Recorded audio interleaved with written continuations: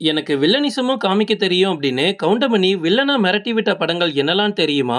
லிஸ்ட்ல நம்ம ஃபர்ஸ்ட் பார்க்க போறது முள் இல்லாத ரோஜா. ராமராஜ் இயக்கிய 1982ஆம் ஆண்டு வெளியான படம் தான் இந்த முள் இல்லாத ரோஜா. இந்த படத்துல சக்கரவர்த்தி, விஜயகலா முக்கியமான கேரக்டர்ஸ்ல நடிச்சிருப்பாங்க. இந்த படத்துக்கு முரளிராஜ் மியூசிக் போட்டிருப்பாரு. இது வரைக்கும் நம்ம பார்க்காத கவுண்டமணியை இந்த படத்துல காமிச்சிருப்பாங்க. கவுண்டமணி ஒரு முக்கியமான வில்லன் கேரக்டர் பண்ணிருப்பாரு. லிஸ்ட்ல நம்ம அடுத்து பார்க்க போறது பொண்டாட்டி சொன்னா கேட்கணும். வி சேகர் இயக்கத்துல 1991ஆம் ஆண்டு வெளியான படம் தான் இது. இந்த படத்துல கவுண்டமணி, பானுப்பிரியா, செந்தில், சின்னி ஜெயந்த், மனோரமா, சந்திரசேகர், கோவை சர்லா, சார்லி அப்படின்னு பல பிரபலங்கள் ஒன்னு சேர்ந்து நடிச்சிருப்பாங்க. இந்த படத்துக்கு சந்திரபோஸ் மியூசிக் போட்டிருப்பாரு. இந்த படத்துல கவுண்டமணி தர்மலிங்கம் அப்படின்ற ஒரு முக்கியமான வில்லன் கேரக்டர்ல நடிச்சிருப்பாரு. அவரோட மனைவியா மனோரமா அவர்கள் நடிச்சிருப்பாங்க. லிஸ்ட்ல நம்ம அடுத்து பார்க்க போறது எங்க ஊரு ராசாத்தி. எம்.எஸ். ராஜேந்திரன் இயக்கத்துல 1980ஆம் ஆண்டு வெளியான படம் தான் எங்க ஊரு ராசாத்தி. இந்த படத்துக்கு கங்கை அமரன் மியூசிக் போட்டிருப்பாரு. இந்த படத்துல வரக்கூடிய பாடல்கள் எல்லாமே ஹிட் தான். இந்த படத்துல சுதாகர், ராதிகா மற்றும் பலர் நடிச்சிருப்பாங்க. இந்த படத்துல கவுண்டமணி ஒரு மிரட்டலான வில்லனா நடிச்சிருப்பாரு. இது வரைக்கும் நம்ம பார்த்த கவுண்டமணியா இது அப்படின்னு நம்மளே ஆச்சரியப்பட்டு பார்ப்போம். லிஸ்ட்ல நம்ம அடுத்து பார்க்க போறது பாட்டுக்கு நான் அடிமை. சண்முக பிரியன் இயக்கத்துல 1990ஆம் ஆண்டு வெளியான படம் தான் இது.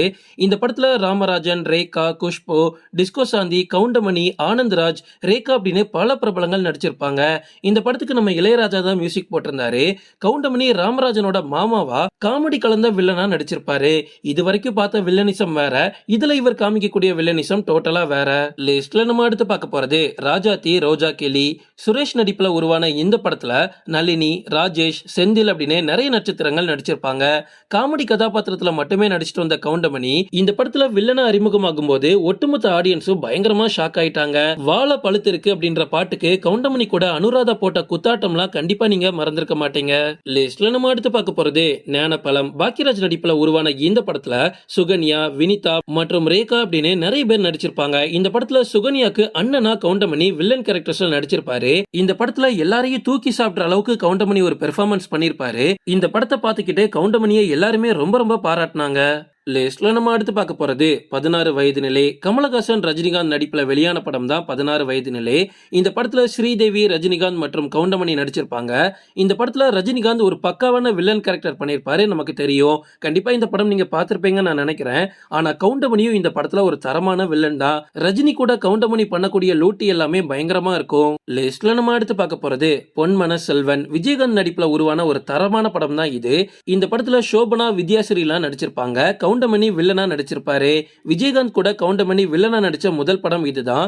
இந்த படத்துல கவுண்டமணியோட வில்லத்தனம் ரசிகர்கள் மத்தியில ஒரு நல்ல வரவேற்பை வாங்கி கொடுத்துச்சு.